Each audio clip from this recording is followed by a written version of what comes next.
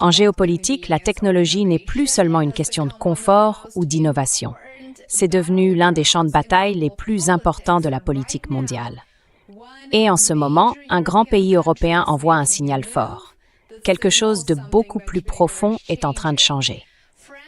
La France a commencé à migrer des millions d'ordinateurs de l'administration en abandonnant Microsoft Windows pour passer à Linux, un système open source.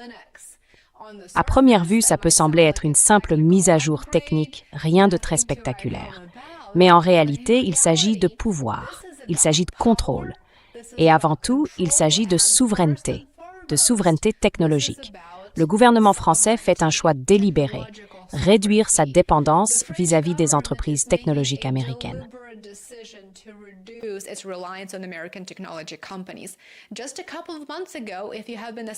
Il y a seulement quelques mois, si vous étiez abonné à ma chaîne, vous vous souvenez sans doute que j'avais publié une vidéo sur la France qui retirait toutes ses réserves d'or de la Réserve fédérale à New York. Vous vous rappelez? Eh bien, maintenant, elle commence aussi à s'éloigner de sa dépendance à la technologie américaine. Et je dirais qu'il y a un schéma très clair, non?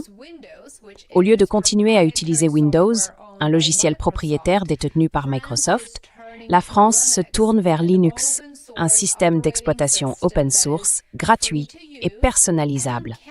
Franchement, qu'est-ce qu'il y a à redire? Cette transition a déjà commencé dans les administrations publiques, en commençant par le département du numérique. Les responsables n'ont pas encore donné de calendrier précis, mais l'ampleur du changement est déjà importante.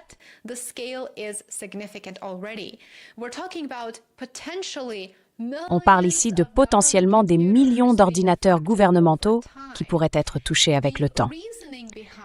La logique derrière cette décision repose sur ce que la France appelle, je cite, la souveraineté numérique. En clair, ça veut dire garder le contrôle de ses propres données, de ses infrastructures et de ses systèmes technologiques. Aujourd'hui, une grande partie du monde dépend fortement, très fortement, des géants américains de la tech comme Microsoft, Google et bien sûr Amazon. Ces entreprises ne se contentent pas de fournir des outils, elles contrôlent des infrastructures essentielles dont les gouvernements et les institutions dépendent chaque jour.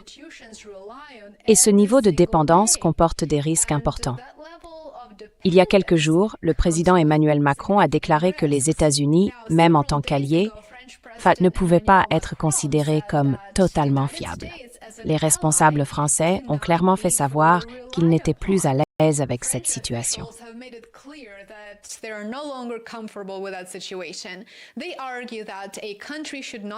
Ils affirment qu'un pays ne devrait pas dépendre d'entreprises étrangères pour des systèmes essentiels à son fonctionnement. Quand vos données, vos communications et vos infrastructures dépendent directement de prestataires extérieurs, d'acteurs étrangers, vous êtes aussi soumis à leurs règles, à leurs tarifs et à leur environnement politique. La France veut changer cela en reprenant le contrôle de ses systèmes numériques. Et aujourd'hui, ces systèmes numériques, c'est pratiquement tout. Cette préoccupation n'est évidemment pas apparue par hasard. Ces dernières années, les gouvernements, surtout en Europe, sont devenus plus prudents quant à la manière dont la puissance technologique peut être utilisée et utilisée contre eux. Les sanctions ont montré à quel point l'accès aux systèmes financiers et aux services numériques peut être restreint.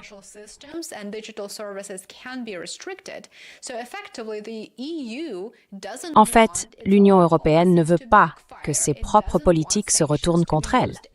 Elle ne veut pas que les sanctions soient utilisées à son encontre. Dans certains cas, des personnes ou des institutions se sont retrouvées complètement coupées des plateformes américaines.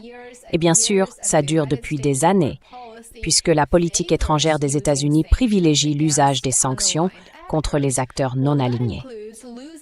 Cela veut dire perdre l'accès à certains services, voir ses comptes fermés, ses avoirs souverains saisis ou gelés, et bien sûr, être exclu de systèmes essentiels.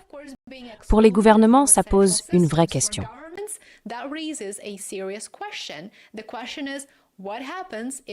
La question c'est que se passe-t-il si la même chose arrive à l'échelle nationale? Et c'est justement l'une des raisons principales pour lesquelles la France se tourne vers Linux. Contrairement au système propriétaire, Linux est en open source, comme je l'ai déjà mentionné. Ça veut dire qu'aucune entreprise ne le possède. Les pays peuvent examiner le code, le modifier et l'adapter à leurs propres besoins. C'est donc un système très flexible. Ils ne dépendent pas des décisions du fournisseur, ni des changements de tarifs, ni des politiques internes. Ça leur donne de la souplesse, de la transparence et surtout, ça leur redonne le contrôle.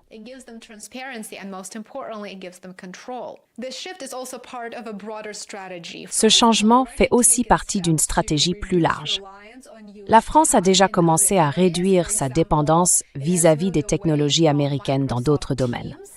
Par exemple, elle s'est éloignée de Microsoft Teams pour ses communications internes et a adopté une plateforme française basée sur des technologies open source. Elle travaille aussi à transférer les données de santé sensibles vers des systèmes hébergés et contrôlés sur son propre territoire.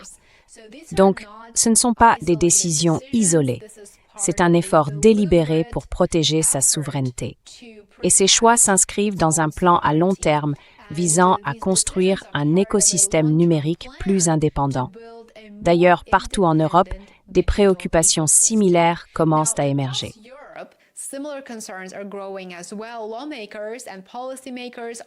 Les responsables politiques prennent de plus en plus conscience de leur dépendance vis-à-vis des fournisseurs de technologies étrangers. Le Parlement européen, par exemple, a déjà encouragé l'identification des domaines où cette dépendance pourrait être réduite. Cela laisse penser que la France ne restera peut-être pas seule très longtemps. D'autres pays pourraient suivre la même voie, bien sûr, si cette transition s'avère réussie. Et je suis convaincue qu'elle le sera. Pour des entreprises comme Microsoft, cette évolution mérite d'être observée de très près. Microsoft Windows domine depuis longtemps le marché mondial des systèmes d'exploitation pour ordinateurs de bureau, surtout auprès des clients professionnels. Mais si les gouvernements commencent à s'en éloigner, cela pourrait annoncer un changement plus profond.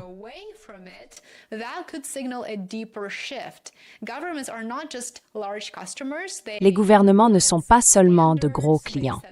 Ils influencent les normes, ils fixent les politiques et bien sûr, ils ont un impact sur l'adoption à grande échelle. Si un grand pays réussit à passer à un système alternatif accessible à tous, comme Linux, cela peut en inciter d'autres à faire la même chose. Et on peut parier que d'autres États suivront. Il y a aussi un changement culturel en cours chez les utilisateurs. Ces dernières années, la frustration vis-à-vis de systèmes comme Windows 11, par exemple, a augmenté dans une partie de la communauté technologique. De plus en plus de gens explorent des alternatives comme Linux ou Apple. Et même si le fait que des utilisateurs individuels changent de plateforme, c'est une chose, ce n'est pas si important en soi, quand ce sont des gouvernements qui font ce choix, là on parle d'un tout autre niveau.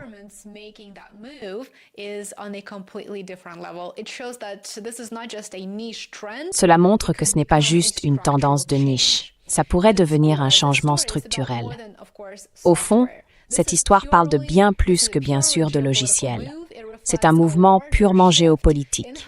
Il reflète un basculement plus large dans la façon dont les pays perçoivent la technologie et dans la manière dont ils envisagent leurs alliances et leurs partenariats avec un acteur qui, à un moment donné, a estimé être au-dessus du droit international et ne pas avoir à respecter les mêmes règles et standards qu'il impose aux autres.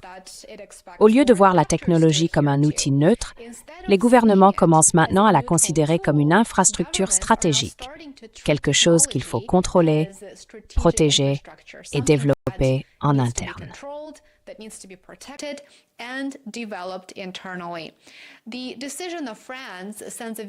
La décision de la France envoie un message très clair. L'époque où l'on dépendait fortement d'un petit nombre de géants mondiaux de la tech est peut-être en train de toucher à sa fin.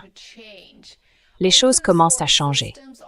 Les systèmes open source offrent une alternative qui redonne clairement plus de contrôle aux utilisateurs, mais aussi au gouvernement. En revanche, ils demandent des investissements, de la coordination et un engagement sur le long terme. La grande question maintenant, c'est de savoir si d'autres pays vont suivre l'exemple de la France. Si c'est le cas, ça pourrait marquer le début d'une transformation majeure du paysage technologique mondial.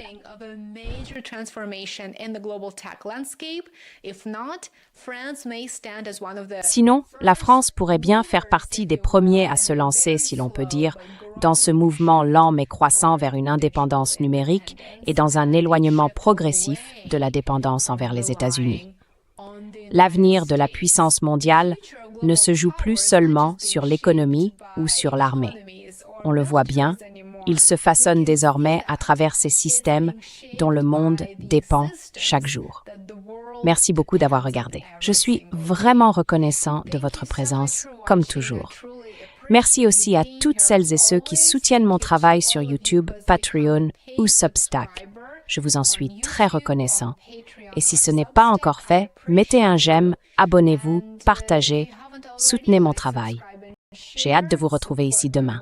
À très bientôt.